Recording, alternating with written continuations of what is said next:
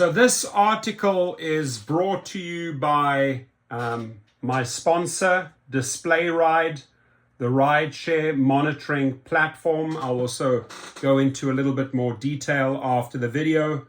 But basically, I'm just requesting that every driver has a dash cam, right? And if you want to take it a step further, you get yourself DisplayRide. Why do I say DisplayRide?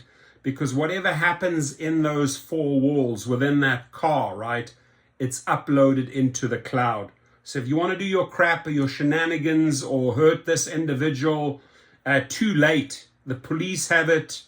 The company can get the information, may save you from a deactivation, etc., etc. But let's dive into some startling facts here. Really, really bad news that more than 350 gig workers, 350 gig workers carjacked, 28 killed over the last 5 years.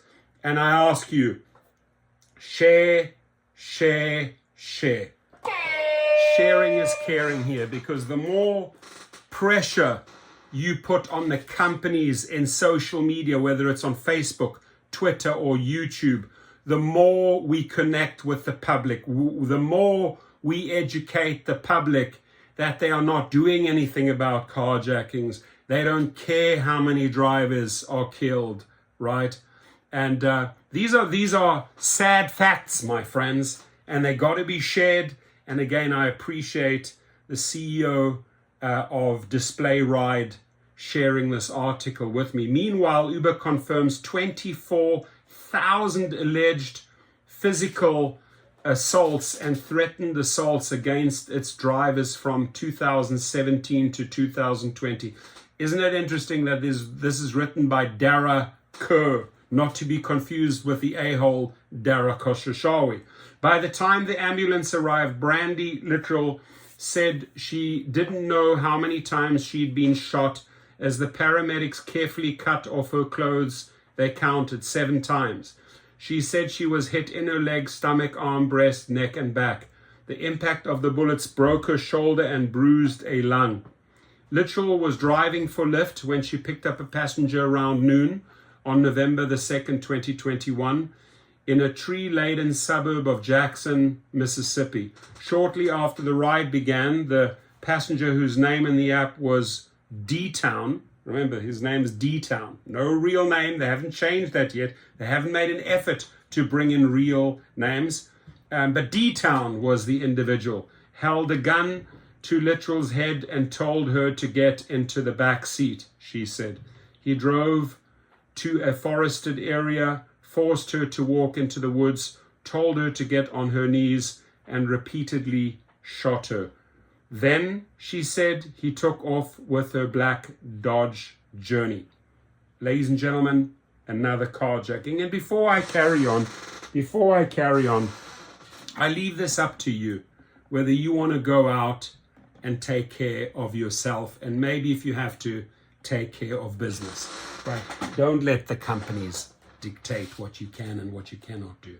I felt blood dripping down my neck and face, and it was dripping on my glasses. I thought, this is how I'm fixing to die, said Littrell, who was 36 at the time. I lay there for a few seconds and realized I wasn't dead, and I realized I got to get out of there. Littrell, who was working for Lyft, but she is just one of hundreds of gig workers, Lyft and Uber drivers, and DoorDash, Instacart, Grubhub, and Amazon Flex couriers who have been carjacked in the United States over the last 5 years. And this doesn't even take into consideration other countries, right? In many of these cases, the would-be assailants use the company's apps themselves to lure unsuspecting drivers. The markup has tracked a total of 361 ride-hail and delivery drivers who have been victims of carjackings or attempted carjacking since 2017. We initially reported 124 such incidents last July and now have tracked 237 more. So the breakdown, thanks to the markup, has tracked a total of 360 gig workers who have been victims of carjackings or attempted carjackings. I'm going to leave the link below so you can go through this info. And again, I urge you to look into displayride.com. Get yourself a dash cam, ladies and gentlemen. Make sure that your perpetrator, the person stealing your car, right, if you manage not to get stabbed or shot, is brought to justice, right? Let the police access the cloud and get the mugshot, get the face, get the time, get the details, so you can quickly assist the police with displayride.com. So here they go. The dates, it's listed by state, by city, which company, right? Really professional breakdown. Is the app involved? Yes or no? Is the driver deceased? I mean, look at how many yeses. Look at how many yeses. How many people have been killed here, right? So go through that. Many of the drivers were immigrants, women, or elderly. A total of 28 workers were killed, and dozens more were severely or permanently injured. Ride-hail drivers were most frequently victims of the carjackings, with 121 Uber drivers and 101 Lyft drivers targeted in these incidents over the last 5 years. Have the companies done anything, ladies and gentlemen? No, they haven't, right? They boast that they joined a security company on some 911 feature. They have brought out nothing of substance. All their promises that they would, real pictures, real IDs, real names, nothing, zero, niente, nichts, nada has happened. Mr. Dara Khosrowshahi, Mr. Tony Zhu, Mr. David Risher, and all of these other fools, all of these other CEOs that have failed their gig workers, right? You have blood on your hands. Never forget that, because you failed to make tough decisions. You allow every thug, every criminal, every pedophile on the platform. Why? Because you will whore yourself out for any dollar. Let me repeat that. They will whore themselves out for every dollar. Share this video. So newly revealed data from Uber, however, indicates that the numbers could be far higher.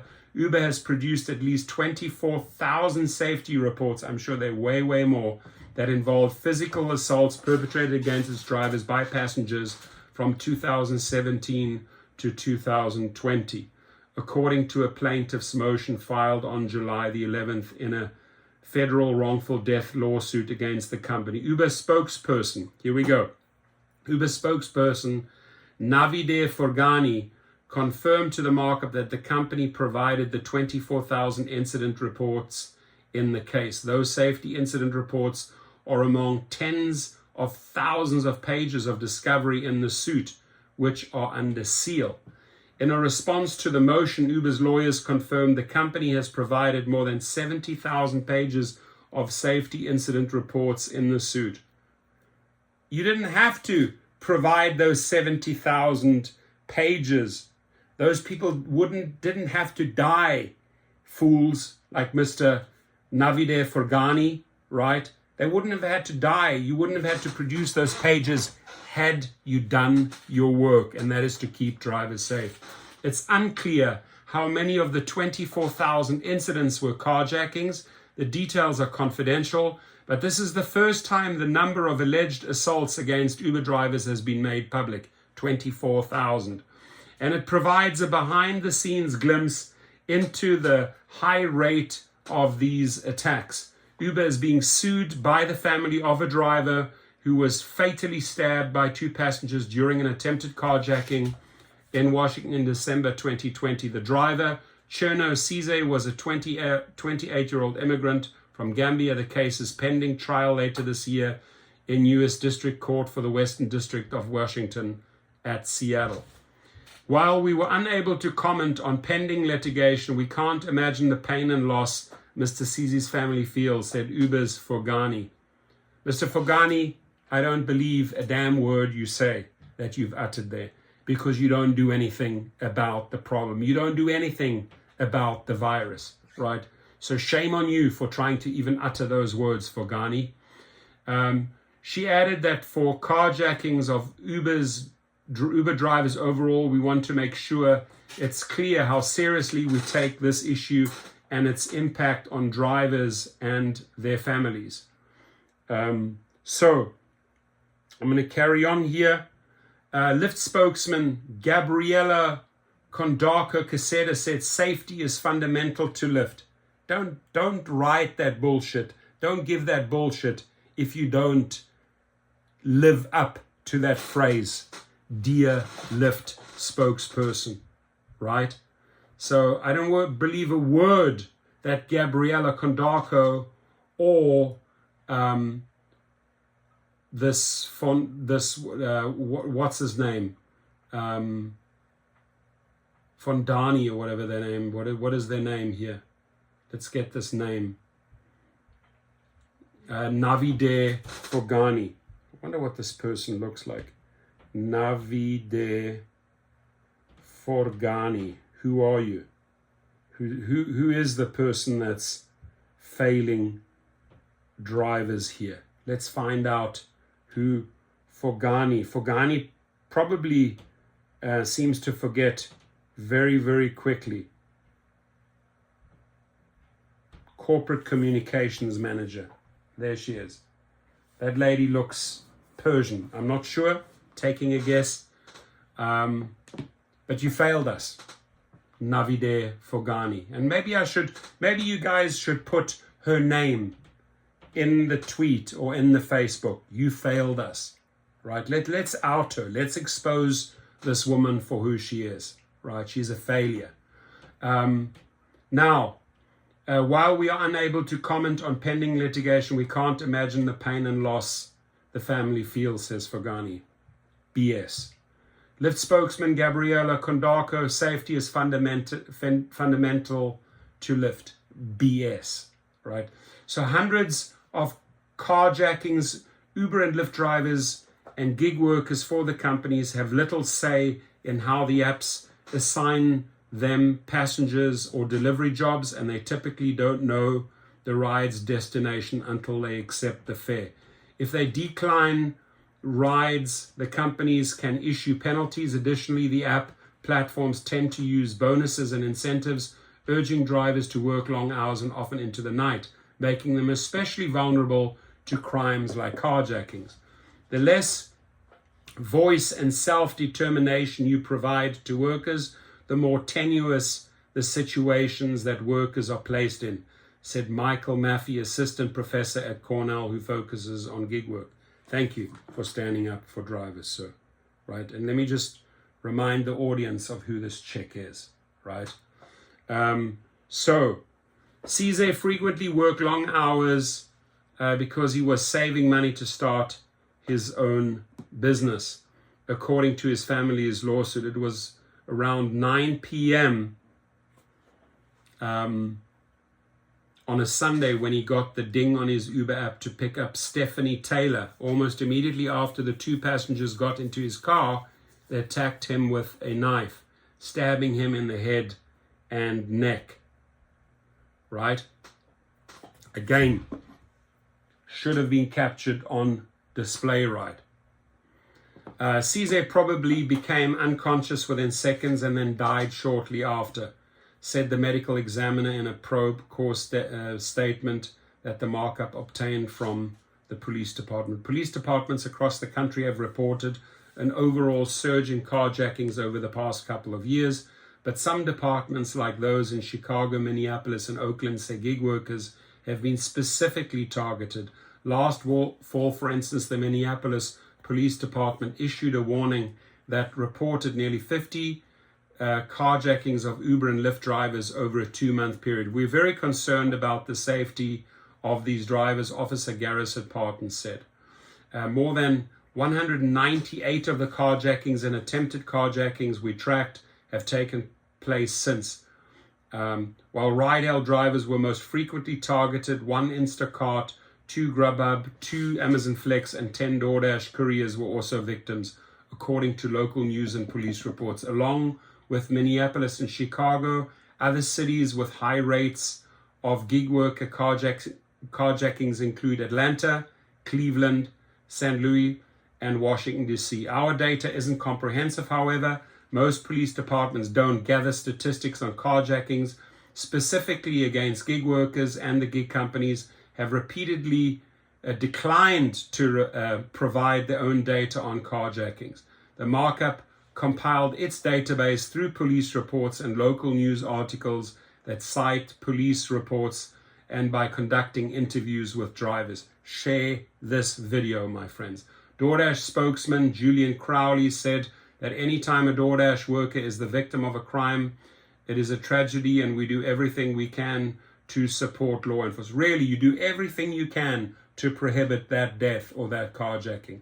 Don't talk BS here, right? Crowley said 8 of the DoorDash incidents tracked by the markups don't show any evidence. Similarly, Grubhub spokesman Lisa D said one of Grubhub's couriers who was killed wasn't actively working on the platform. Oh, really? So it's just because they weren't actively working at that time. No responsibility. Shame on you. Shame on you, Lisa D. Shame on you, Elisa Carroll, right? Amazon spokesman Elisa Carroll said the company is committed to the safety of drivers, and we proactively communicate that drivers should never make a delivery if they feel unsafe. Instacart did not respond to a request for comment. Both Uber and Lyft have released public safety reports, but those reports only include specific data on motor vehicle fatalities, fatal physical assaults, and sexual assaults.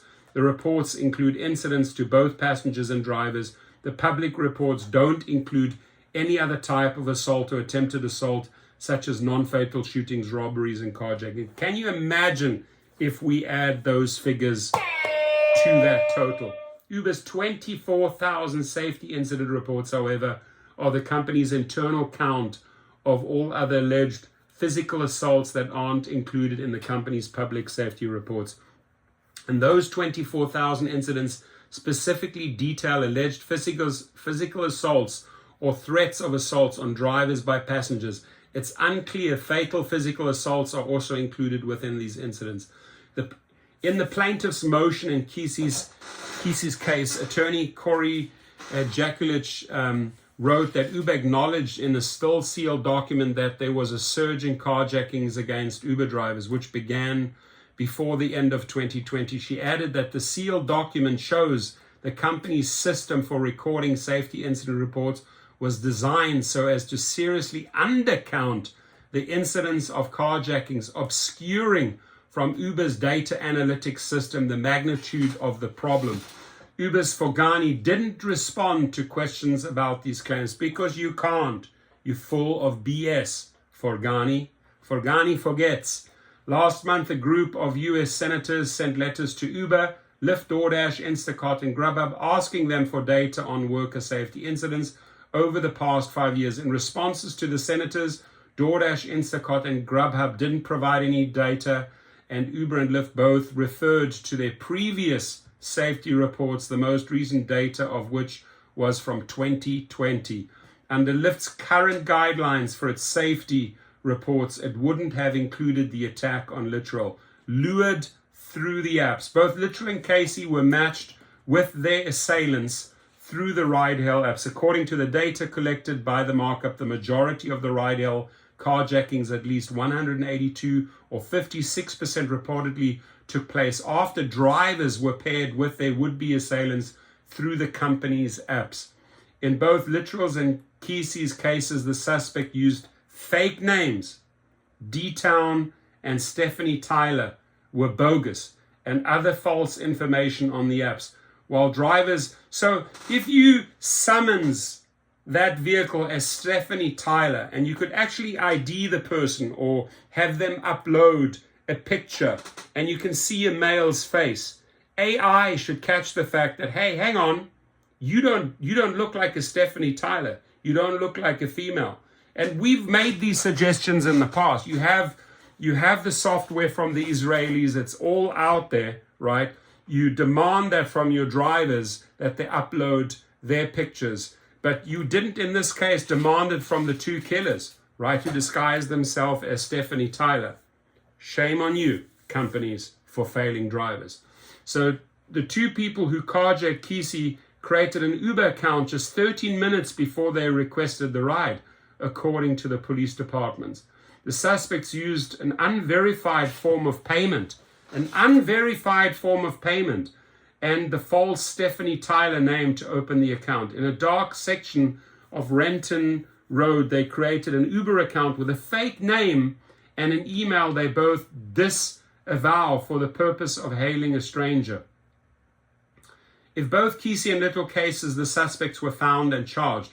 Uber has since said it no longer allows the use of a prepaid card, gift card, or Venmo to open a new account in the United States without also uploading a valid ID. And Lyft said that in 10 US cities, it has also stopped allowing new passenger accounts to use untraceable payment methods without, only 10 cities? You know how many cities there are in the US that you operate in, Lyft? Shame on you. Shame on you for not following through and dotting all the I's and crossing all the T's. No, just let's do a little fraction so we have something to say, right? Based on discussions with law enforcement and experts in the field, we know that additional verification requirements may deter potential malicious actors, but it is not a complete fail-safe. Uber's Forghani said the ID requirement was a direct response to the increased number of carjackings in the communities across the United States. Drivers can always cancel a trip if they feel unsafe, Forghani. Really. If drivers do too many cancellations, Forghani, you punish them. So both Forghani and Condarco Caseta said Uber and Lyft work with local police and carjacking task forces in several cities. Neither company responded to questions about why they don't require passengers to always use a valid ID to open an account. They didn't respond to that. They also didn't say if they verify riders' email addresses, phone numbers, and names. They didn't respond to that. So it shows you, Forghani, how quickly you forget, how quickly you're interested to actually make this work and save lives. You don't, Forghani. Picking up the pieces. Okay, so read the whole thing. I'm exhausted. I'm pissed off at these companies. Sorry. I got to take some time out here.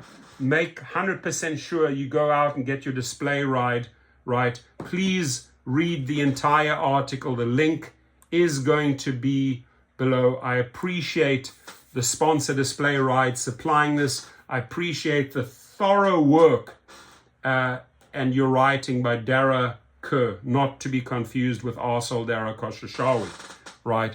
And do comment below, my friends. It's a long video, 22 minutes. My bed is calling. I'm tired.